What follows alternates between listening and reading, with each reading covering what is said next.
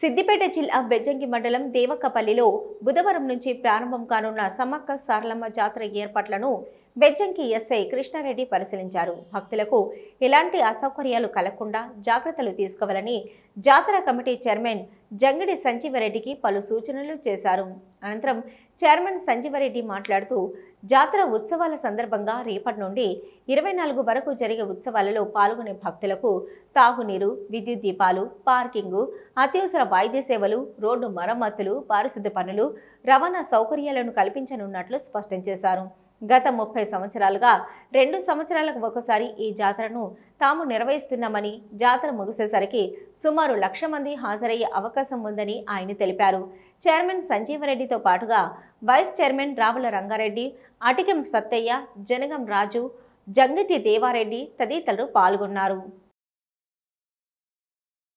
బెజ్జంకి మండలంలో సమ్మక్క సారక్క జాతర 3 గ్రామాల్లో జరుగుతుంది. 3 గ్రామాల్లో అతి ముఖ్యమైనది దేవక్కపల్లి గ్రామం. ఎంతో ప్రఖ్యాతిగాంచింది. ఇది గత 30 సంవత్సరాలుగా భక్తులు అధిక సంఖ్యలో పాల్గొంటున్నారు. కావున ఇట్టి ఏర్పాట్లను గ్రామస్తులు మరియు జాతర కమిటీతో నేను పరిశీలించి వారికి కొన్ని సూచనలు చేయడం, పటిష్ట బందోబస్తు చేయడం గురించి కొన్ని ఏర్పాట్లను పరిశీలించడం జరిగింది. ప్రజలు అందరూ పోలీస్ వారు మరియు ఆలయ కమిటీ వారు చెప్పిన సూచనలు పాటించి దర్శనాన్ని కరెక్ట్గా చేసుకొని జాతరను